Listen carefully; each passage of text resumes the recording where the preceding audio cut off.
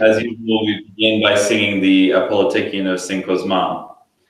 Dios pisteos, didascalia catacosmisas, din ecclesiam zilotis ton apostolum genomenos, sigatite agapite rumenos, evangelio ton novum dies spiras, Kosma endoxe, Christon ton theoniceteve, dorisas te minto mega eleo. Excellent. So for those of you that are joining us for the first time tonight, we'll do a little bit of a review as to what it is that we've been doing together over the past few weeks.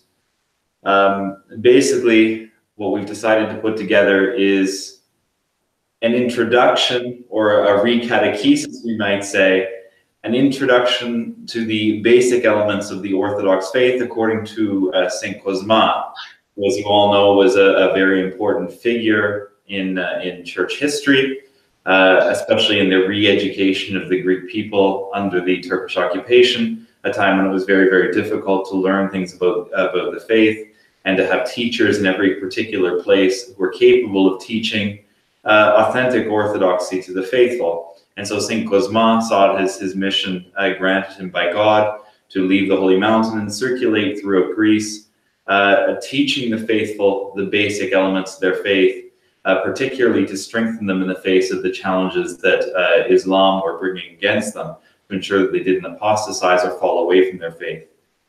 So in 5 homilies that St. Kosmas gave as he went from place to place, I would argue, and certainly many important sort of theologians in our church have argued, that contained in these 5 homilies are the basic bare bones, the most important things that we all need to know about our faith. So in the first lecture that we gave, the first night we were together, we talked a little bit about what? We talked about St. Kosmas' emphasis that when we're looking for answers to our spiritual questions, we ought to turn primarily to the writings of the Holy Fathers. They should be who we look to for answers when we have questions regarding our spiritual life and our faith. And why is it that we turn to them? We turn to it because they have lived the kind of life, they've lived the ascetic life of the gospel, so that their souls have been purified and receiving divine grace. They're able to explain the mysteries of the faith to us. And not only this, because they've lived a manner of life that's brought them to the stage where they're able to receive grace, it means that they are sure guides for us who wish to do the same. So that was the first night, the importance of turning to the Fathers. St. Kosmas emphasized that to us. The second talk, we began, as St. Kosmas said, as we should in all things, to begin by speaking about God. And so we talked about the understanding of God as Holy Trinity. So the dogma of the Holy Trinity. And St. Kosmas presented us a few examples as to how we can at least begin to approach the mystery or draw ourselves close to the mystery. And he concluded by reminding us that, as in any of the mysteries of the Church, the only way for us to truly understand them and to truly gain a closeness to them, or at least as close as our finite souls and minds can bear, is to live the life of the gospel, to participate in the mysteriological life of the Church, to partake of the sacraments in a holy way. And if we do this, we become initiated into the mysteries, and we're able to at least experience, as far as we are able, the truth of the mystery. So last time we talked about the Trinity. Today, in our third homily on the fundamentals of the Orthodox faith, we're going to turn our attention to the Christian doctrine of creation. St. Kosmas emphasizes this a lot. It's something that comes up over and over again in the 5 homilies he gives. But why? Why does St. Kosmas give the Christian doctrine of creation such importance?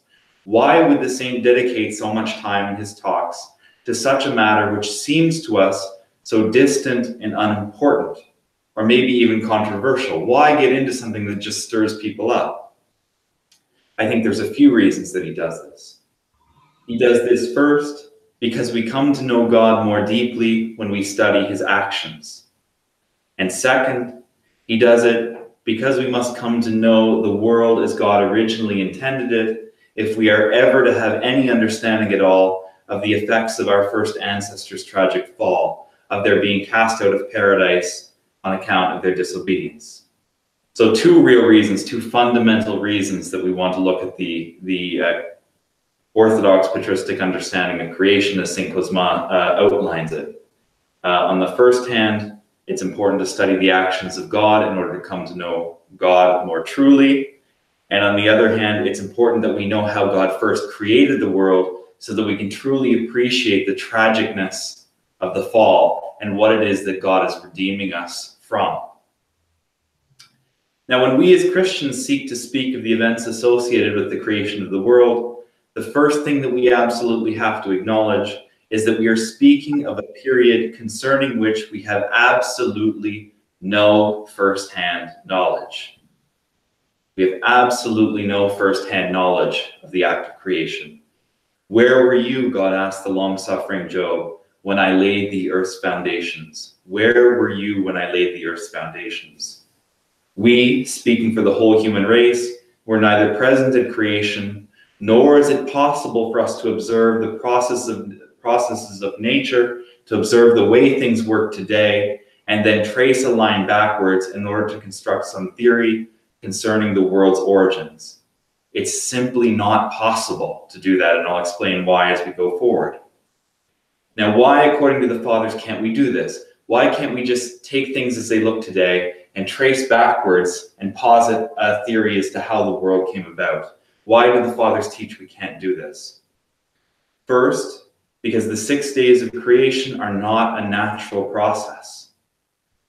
They are what came before all the world's natural processes. Before the natural processes of the world began to work, there was the act of creation. So that's the first reason we can't just simply trace a line backwards.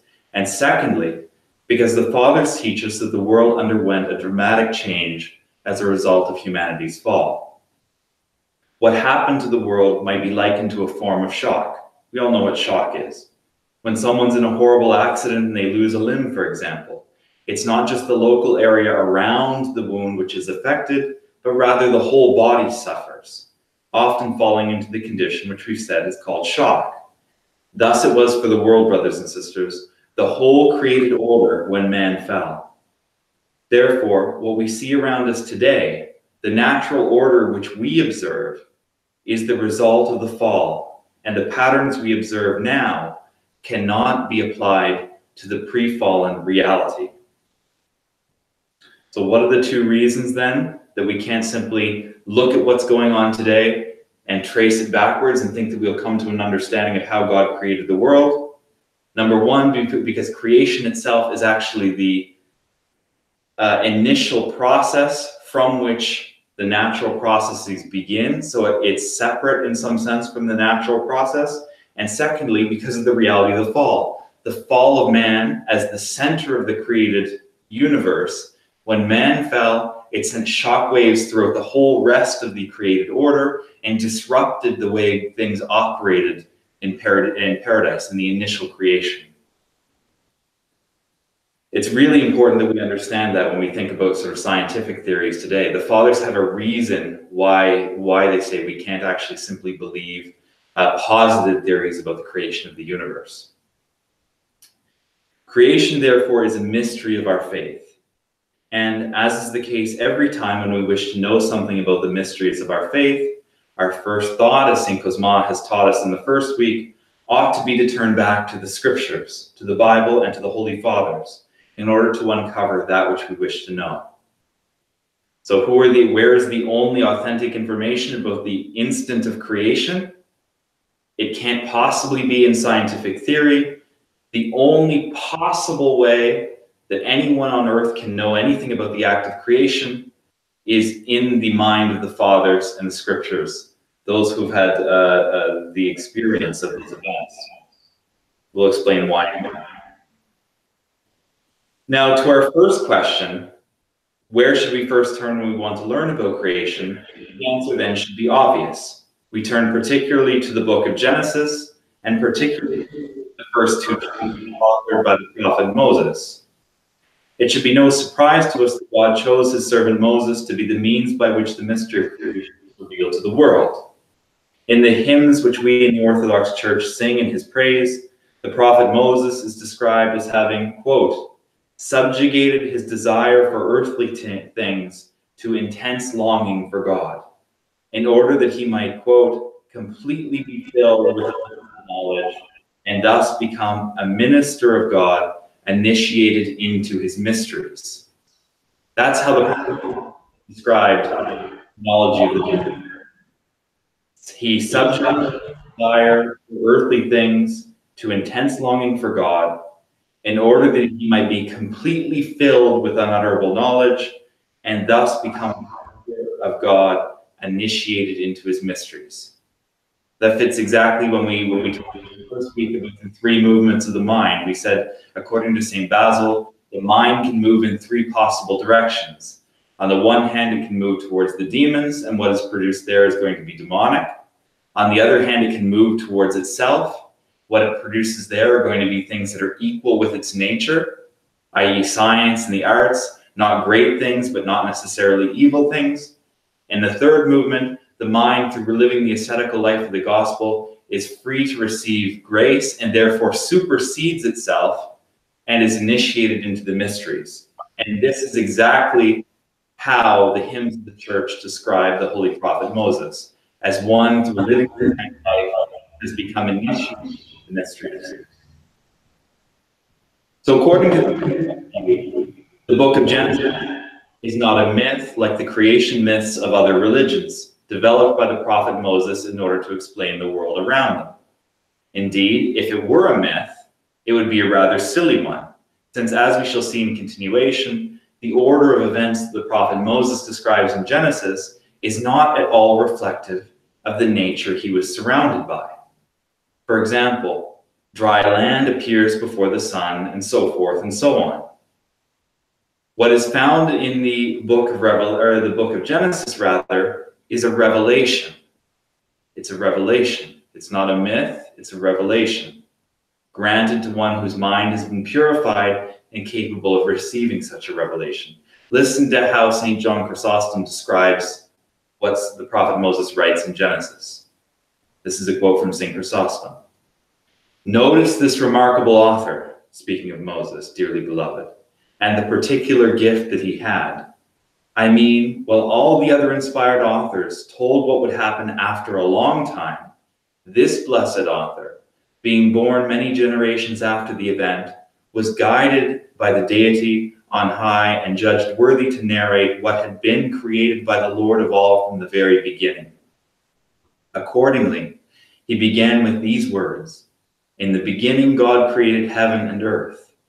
He well nigh bellows at us and says, Is it by human beings that I am taught these things? It is the one who brought being from nothing, who stirred my tongue to narrate them.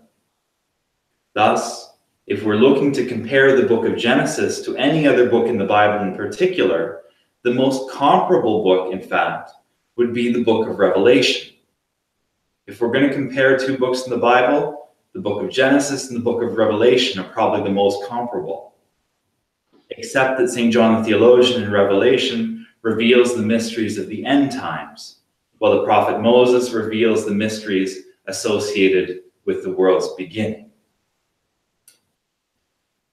Now, it must be admitted here before we proceed any further that not everything which ought to be said can be said here in the brief time which is allotted for a homily, 20 or 30 minutes. Thus, following the example of our patron, following the example of St. Kosmas, we will, he writes, not say everything we ought, for this is impossible. It would require hours and even full seasons. Rather, St. Kosmas writes, we will say only those few things which seem most necessary. It is, however, important to note, at least in passing, that the two chapters of the book of Genesis, which narrate the world's creation, have given rise to tens of thousands of pages of commentary by the Holy Fathers, as well as in recent history, an over 1,000-page book by Father Seraphim Rose, one of the great patristic figures of our times. We have, for example, within the patristic tradition, works that are called, in English, we call them hexamera, but if we break that down into Greek, eximeron, works that describe the 6 days. There's two in particular that I think we want to note and have in the back of our mind as things important for us to read if we want to learn more about this. On the one hand, we have the Hexameron of St. Basil the Great. St. Basil wrote a commentary on the 6 days of creation. And also the other one is St. Ambrose of Milan. St. Ambrose also writes a commentary on the 6 days of creation. Now, turning our attention to the text of Genesis itself, we are told in the book's opening lines who it is who created. In the beginning, the prophet Moses says, God made the heaven and the earth. In the beginning, God made the heaven and the earth. However, as we learned last week, our God is Trinity, that is to say, three persons of one essence. And we should expect then to find traces of his Trinitarian existence in the very act of creation. God creates, Moses tells us, through speaking. And God said, let there be a firmament. And God said, and God said, and God said. This phrase is repeated over and over again in the first chapter of Genesis. Interpreting this repetition, the Holy Fathers tell us that this speaking, God said, is an indication of the presence of the Son, of the divine Word. These two in the language of the Scriptures are synonymous, Son and Word, throughout the act of creation. So how then, brothers and sisters, does the Father create? The Father creates by means of his Word. For this reason, in Orthodox iconography, we do not find Michelangelo's Old Man version of the Father creating, as we find, for example, on the roof of the Sistine Chapel, but instead we see the act carried out by Christ himself in Orthodox iconography. If you see Orthodox icons, and there are plenty of them, of the creation, it's Christ who's walking and creating. So the Father commands, and the Son, or the Word, creates. And then a little further on in the text of Genesis, we are told that the Spirit is, quote, moving over the waters, which St. Ephraim the Syrian says clearly shows us that all was brought into being and accomplished by the Holy Trinity. So we have then in the description of creation, in the words that are used, we have an indication of the Trinitarian existence of God, Father, Word, and Holy Spirit. So creation then is an act of God, the Holy Trinity. We know then who created. We've answered that question. But why did God create? Why did he create the universe? Was he lacking something? Did he do it because he needs someone to worship and obey him in order to feel complete, as some other religions believe? No, of course not. This is impossible, because it would mean that God is imperfect. Only things that are imperfect need other things in order to be complete. If we say that God needed to create, it presupposes that God has a deficiency, that he's imperfect, that he has some requirement to be fulfilled by something outside himself. And this is a blasphemous thought about God. According to St. John of Damascus, who is the great synopsizer of our dogmatic tradition, God was, quote, not content to contemplate himself, but on account of his superabundant goodness, he saw fit that there should be some things to benefit by and participate in his goodness. God was not content to contemplate himself, but on account of his superabundant goodness, he saw it fit that there should be some things to benefit by and participate in his goodness. St. Kosmas sums this up nicely for us, saying that God was, quote, motivated solely by compassion in the act of creation when he created the world. God did not need to create the world, in other words, but he did so solely out of a desire to share his goodness. So we've answered two questions: who created and why did he create? Now, as he has many times before, St. Kosmas stops here on this point in order to show us how what we believe actually affects the way we live. We made this point a couple times in the last two lectures. We said that St. Kosmas rarely simply states a dogmatic truth of the Church, but he tries to show people what does this mean for my life? The fact that I believe this, how does this affect the way that I live? And here he does it again when he talks about God's motivation for creation. He writes, if we want to be able to call God our Father, which of course we do, he says, we too ought to be compassionate and cause our brothers to rejoice. We ought, in other words, to be moved solely by love and compassion for others.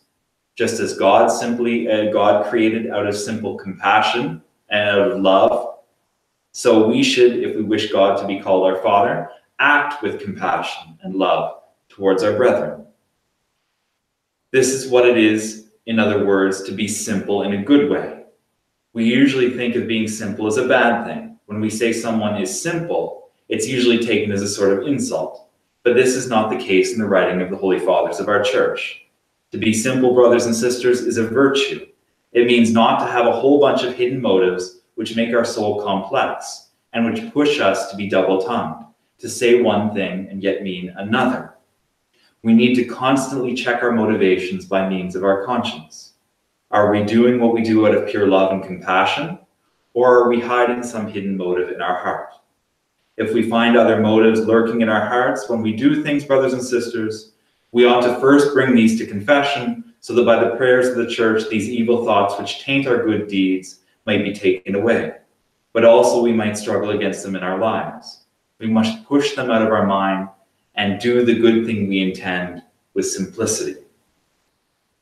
Returning again then to the first words of Genesis, the prophet Moses begins his account with the words, "In the beginning, God made heaven and the earth." In the beginning, God made the heavens and the earth. Now, did Moses say that God started with Play-Doh and then began shaping things? No. In the beginning, God made the heavens and the earth. We are to understand from these words that there was nothing in the universe when the act of creation began. God did not need anything in order to create. When we make things, be it something as large as a house or as small as a mineral or chemical compound, we need materials to work with. This, however, was not the case with God, who brought the heavens and the earth into being out of absolute nothing. Genesis thus teaches us that the world had an absolute beginning, not that the world, guided by God, slowly developed from something already existing, as many other ancient myths and other religions claim. It's what sometimes is referred to, you may have heard it in different places, creatio ex nihilo, creation out of nothing. God didn't require something to begin the process of creation. He didn't take something that pre-existed and mold it and shape it into something else.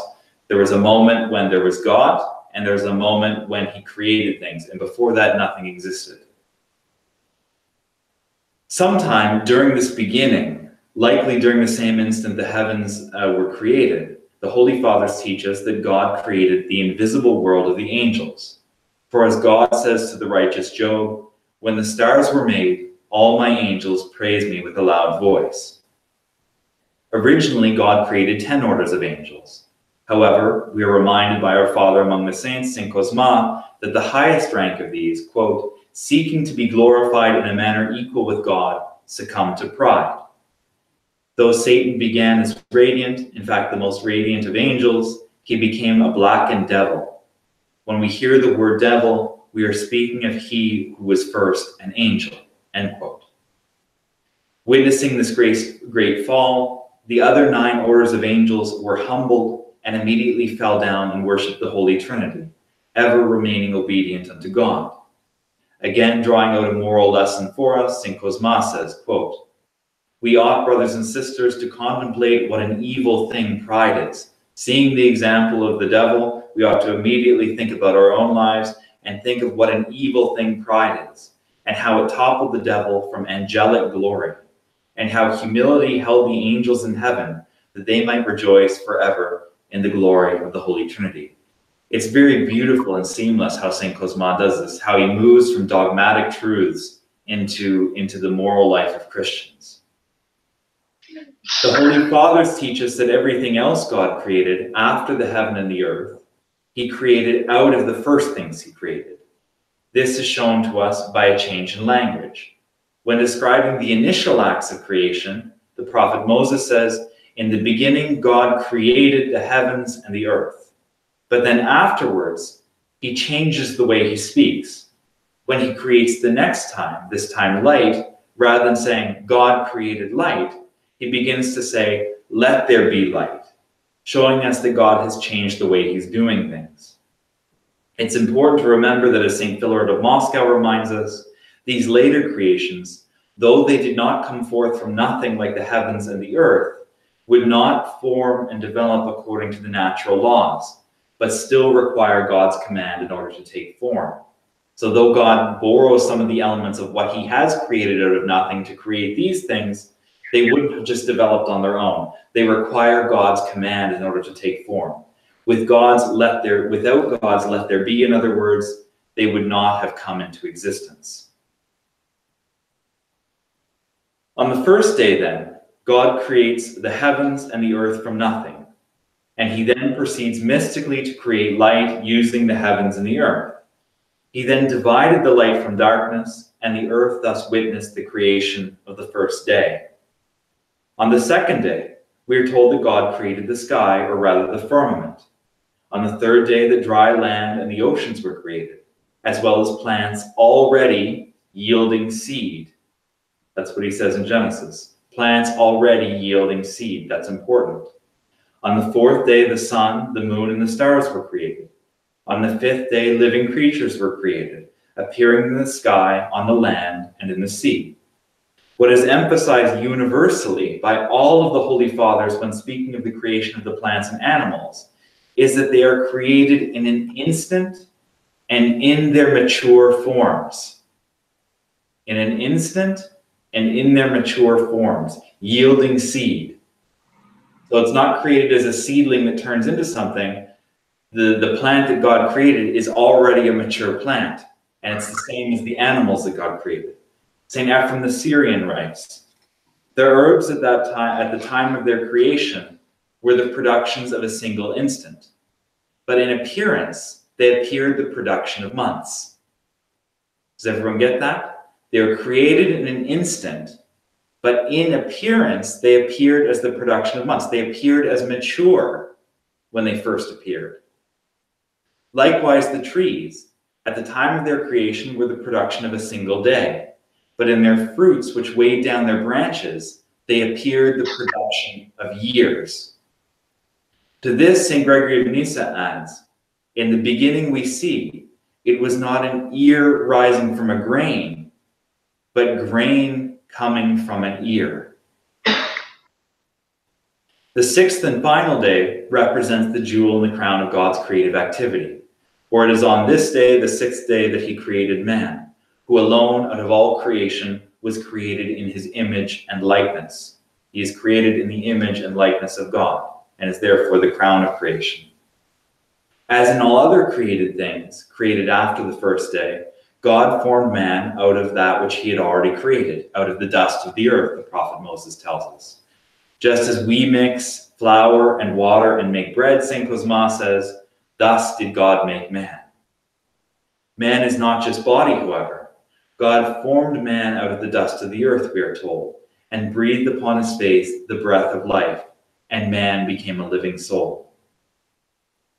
Man, unlike the animals, is body and immortal soul together from the instant of his creation. Notice that God did not create man and then reach down and take a soul out of a bag of souls that he'd already made. Though the soul is eternal, though it lives forever, it has a moment when it is created, and thus we do not believe in, for example, things like reincarnation or the heresy of the pre-existence of souls, taught by Origen in the early 3rd century.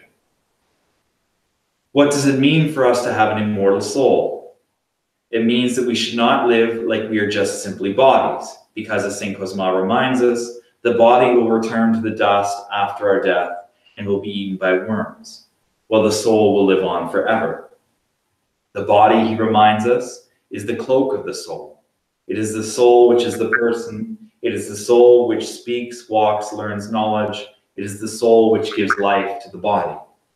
Our bodies cannot be ignored. We cannot abuse them in the name of spirituality. But we have to remember that they are to serve the higher spiritual purposes of the soul. St. Kosmas says, "He who makes his body the servant of his soul, only he can be called truly a man." If we overeat, however, if we oversleep, if we use our bodies in unnatural ways so that we put our body's needs ahead of the needs of our soul, or even ignore our soul for the sake of bodily pleasures, then we ought not to be called men, St. Kosmas says, but animals. That is to say, the way we live denies the presence of that which in us, which sets us apart from the animals. We technically, in a technical sense, St. Kosmas says, no longer have the right to be called men because we're living like lower levels of creation. Now, we are told at the end of the sixth day that God, quote, saw all things that he made, and behold, they were very good. As we said above, the works betray the workman. When the works are called good, then we understand that the one who made them is also good. In this way, says St. Ambrose of Milan, he who is not comprehended may be perceived. So it's actually, in a sense, a humble way for God to speak about himself. It's a way that belies humility, the humility of the Godhead. When God calls his creation good, he is actually reflecting back that goodness upon himself. We are expected to take from his making the statement that his creation is good, that he too is also good. Finally, on the seventh day, we are told that God rested.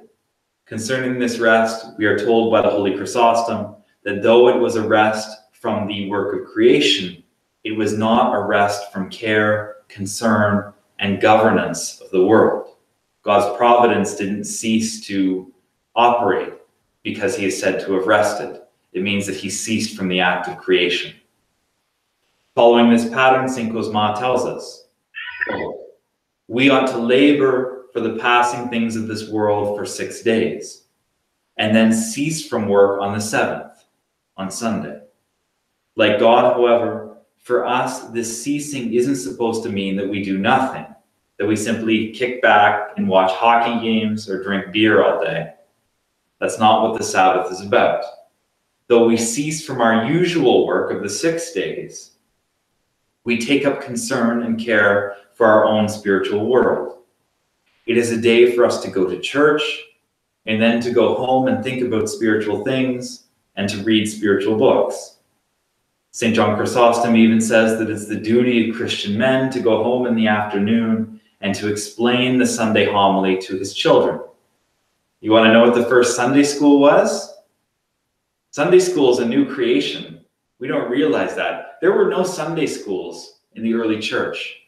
St. John Chrysostom's expectation is that pious fathers, paying very, very careful attention to the homily preached in church on Sunday.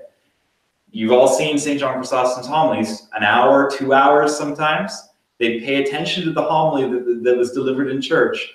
And then they would go home, and because Sunday isn't a day of work, because it's a day spent in spiritual endeavors, they would take the time to explain the homily to the children. And what a beautiful thing that is.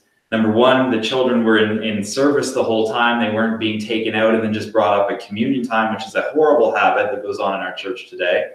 We take the kids downstairs. They spend no time in the church whatsoever. Bring them up for Holy Communion, fast food style. They don't learn anything about piety and devotion, preparation, any of those things. Come up, fast food, give them communion, send them away. That's not the model that existed in the early church. That's a new Protestant model. In the early church, what happened? The children stayed for the service. They prayed. They did their due diligence, just like the adults do. They received Holy Communion piously, having participated in the consecration of gifts through their prayers. And then afterwards, if they didn't understand the homily, they went home and their fathers explained it to them. Now, what better example for a family is that than to have the father act as the priest and head of the family, essentially, showing his attention and careful attention to the homily that's been preached, enough that he can recount it in an easier form to his children. That's a great example for kids to see, that dad paid enough attention to be able to give some account of what the priest said today. They remember that piety, that example stays with them. That's something very important. We need to really drastically rethink the way that we're approaching these certain things within the church today, and get back to the model that the Holy Father set for us. Not to mention, even in my community, I have to say, there's a lot of days where the children are actually a lot more capable of telling me what I said than the adults are, which is another development. So it's not an unuseful experience for the kids to be in church. So we have then, in very brief, covered the 6 days of creation and briefly commented on the 7th day, and have learned about God through the study of his works. Next week, if God helps us and we have good health, will turn our attention to paradise and what man's life looked like in the Garden of Eden, and then what man's life looked like after the fall through disobedience. Amen. If we have a couple questions, I got a few minutes to answer those. If not, that's okay too.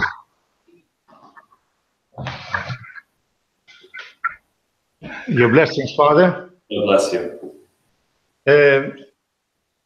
I wanted to ask you your opinion and some guidance, something that I have a hard time finding some relevance to it. I'm a creationist, of course. I believe in the creation, but the time limits in the Bible, in the Old Testament,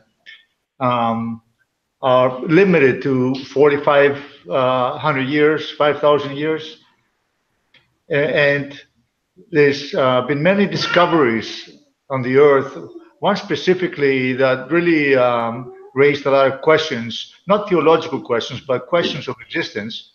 Yeah. Was a finding in France in caves, dated to 30,000 years ago. And those paintings weren't stick figures or very rough sketches, but they were actual beautiful paintings, with strokes and everything, in a cave that was found by mistake. Yeah. So we know these were done by human hands 30,000 years ago. And how does that? How can one reconciliate those two facts as to our creation? I mean, yeah, what you raised, I think, is a good issue that can be extrapolated a little bit more broadly. Truth can't actually fight against itself, and that's the point that I think we need to make and keep in mind. Two things that are both absolutely and concretely true can never actually be in conflict. One of them is false. So I think for us, one of the questions has to become, I can't deal with this in a lot of detail simply because I'm not up on the science, but there has been some very, very good stuff with dealing with the problems of carbon dating and modern attempts to date things and what they presuppose. I can't really explain them to you very well because I'm not a scientist, so I don't really understand them particularly well. But I do know that there has been a lot of questions raised concerning how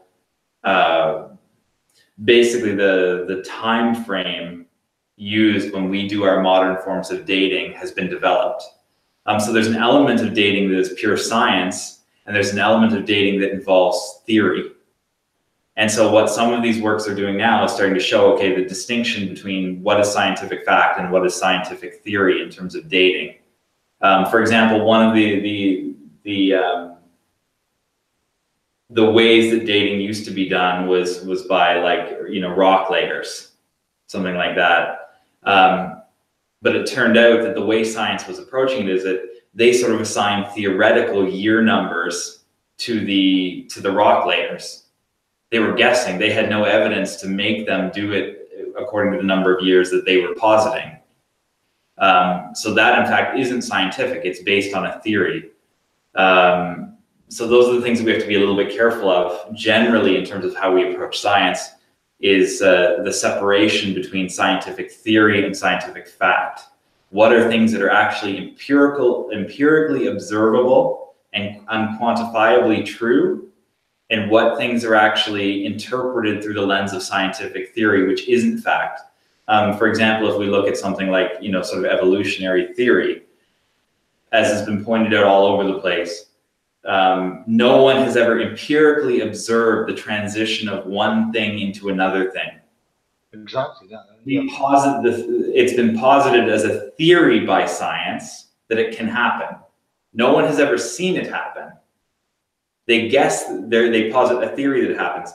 And Father Seraphim Rose has done a very excellent job of showing that, look, that theory itself isn't actually even based on anything scientific. The theory of the development, the constant development of the universe, is actually based on a German philosopher named Hegel, who in the 1800s started developing a theory about the progress of the world, of the human spirit. And so what Darwin did was take Hegel's theory of development and apply it to the scientific and natural world. So it wasn't based on any empirical scientific knowledge, which can't contradict revealed truth. But it's theoretical, which can. When someone uses their mind and develops a theory, that can contradict, because I can think things that are contrary to the gospel. But fact can't contradict the gospel, because both things should be true. So that's, without getting into it in great detail, that's the basic crux with a lot of things that we have to ask ourselves and consider. Okay, what is actual fact and what is theory? If the timelines are theoretically developed, okay, it's one thing to say that you can break a carbon molecule down and, the carbon degrades at a certain rate or shows decay. If you then theoretically make your own ruler up to show how long that process takes, you've moved out of the realm of the observation, which is that it breaks down, into the realm of theory, which is how long it takes to break down. Anyway, if I go any further, I'm going to confuse myself and all of you. But that's the basic point. The basic point is separation between what is theoretical, what is the creation of a human mind observing something and guessing, versus what is actual concrete fact. When things are concrete facts, they can't contradict revealed truth. Because both things are true. Okay. If it's not empirical, though, if it's theory, then it can be wrong. Because the human mind can be wrong. Absolutely. Yeah. Right? Thank you, Father. In a lot of detail, that's at least a start. Do you want to ask a question? Yeah. Well, can I make a comment? Sure. Please.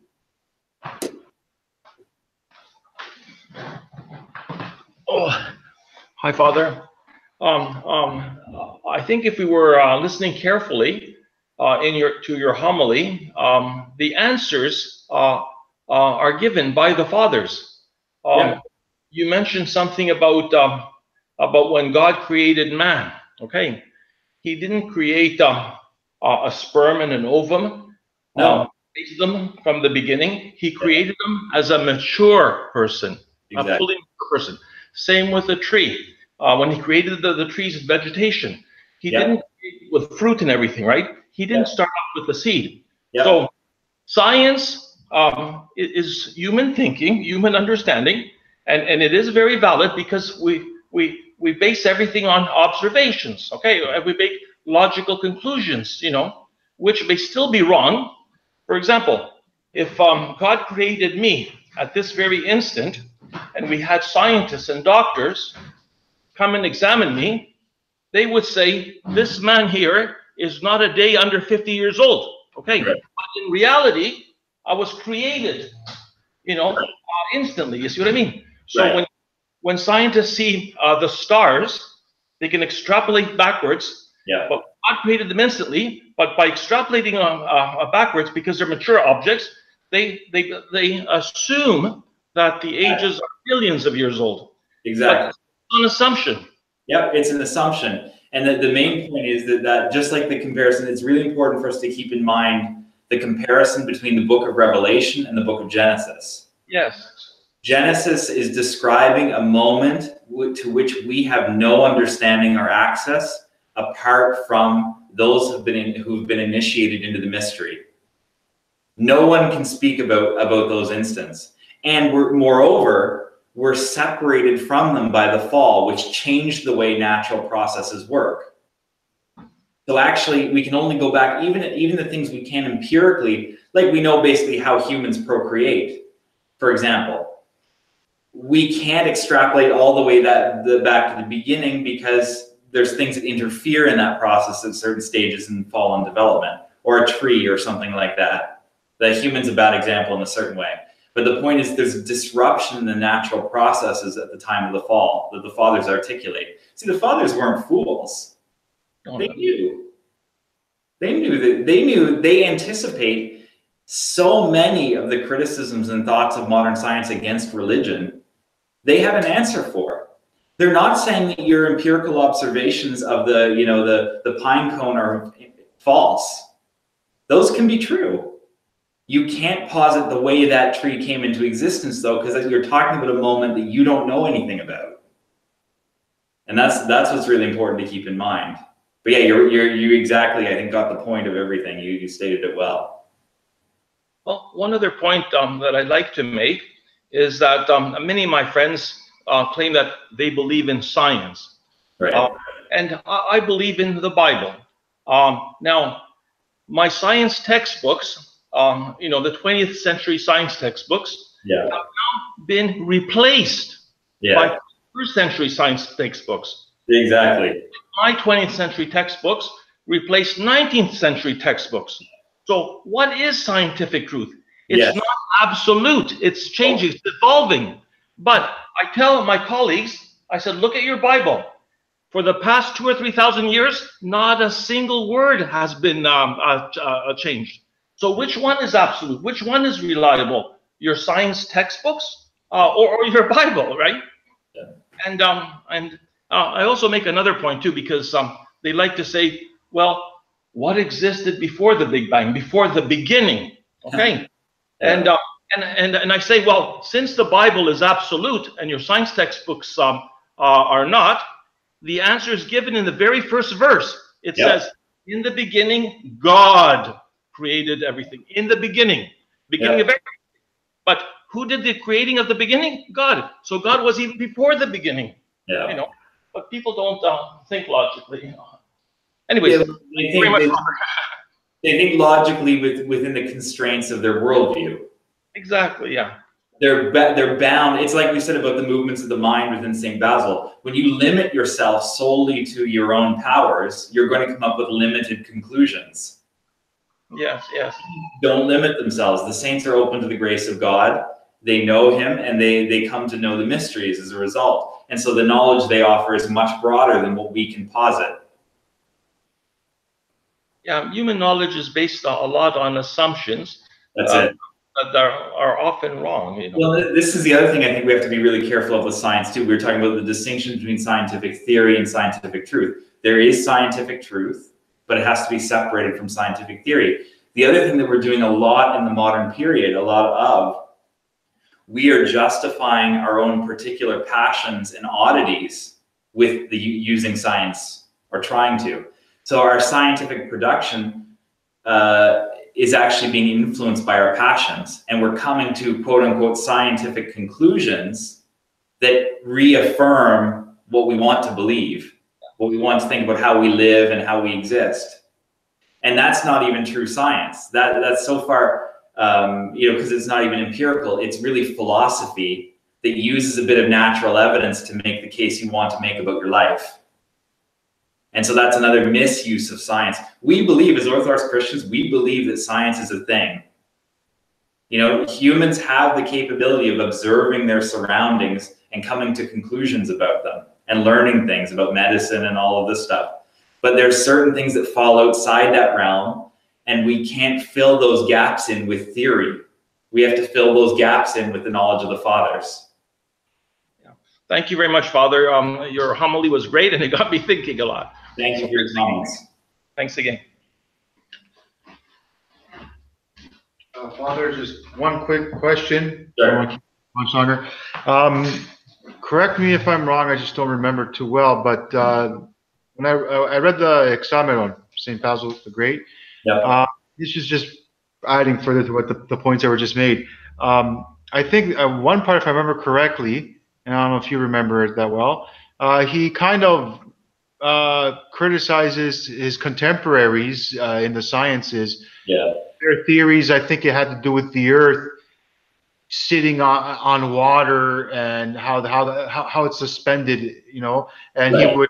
he would kind of say that this can't be, you know, whatever. The Earth is suspended on its own, which is actually the fact that we know today, right? That it's out and it's in outer space and zero gravity, and so yeah, like I mean, it just goes to show, even at that time, you know, Saint Basil the Great was able to correctly, as we know today, up to now, that prove them wrong.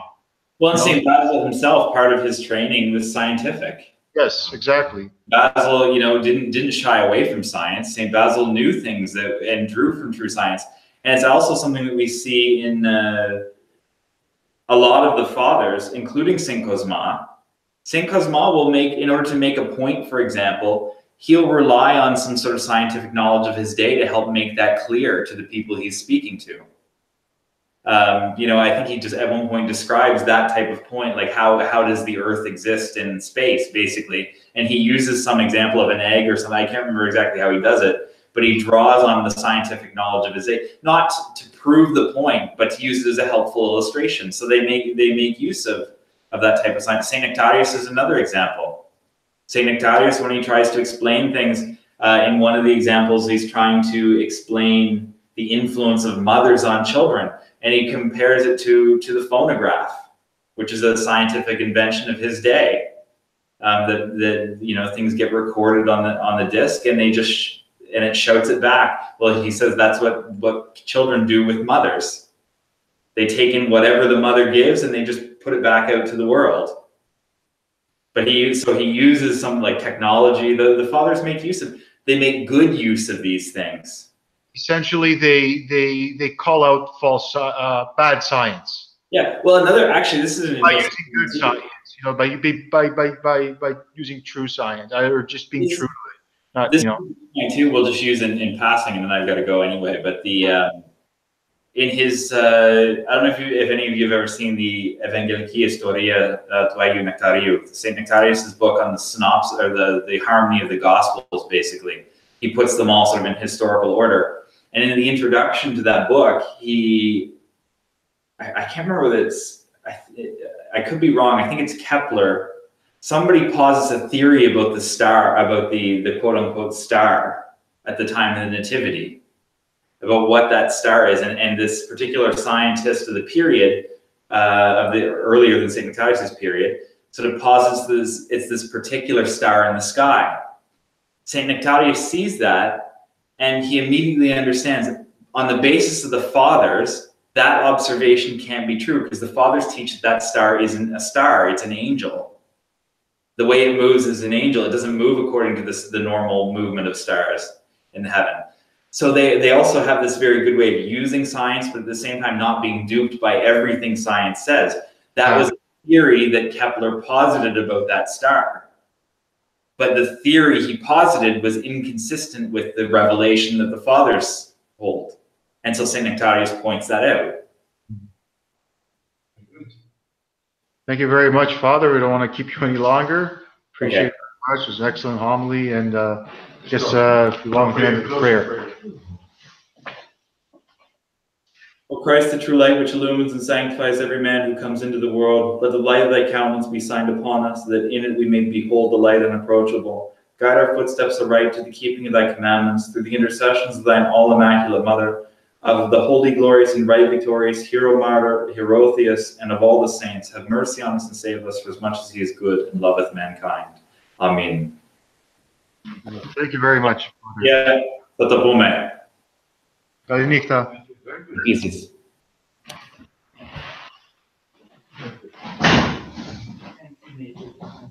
Yeah, good commentary.